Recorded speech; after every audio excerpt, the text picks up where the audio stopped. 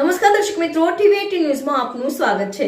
આજે નવસારી જિલ્લા ખાતે ભારતીય જનતા પાર્ટીના અમારા જિલ્લા પંચાયતના સૌ ચૂંટણી ઇન્ચાર્જો, તાલુકા પંચાયતના સૌ ચૂંટણી ઇન્ચાર્જો, નગરપાલિકા અને મહાનગરપાલિકાના વોર્ડના સૌ ચૂંટણી ઇન્ચાર્જોની મહત્વની બેઠક હતી। અમારા જિલ્લાના અધ્યક્ષ આદરણીય શ્રી ભુરાભાઈ શાહના નેતૃત્વમાં આજે આ બેઠકનું આયોજન કરવામાં આવ્યું હતું। આગામી સમયમાં ચૂંટણીને અનુલક્ષીને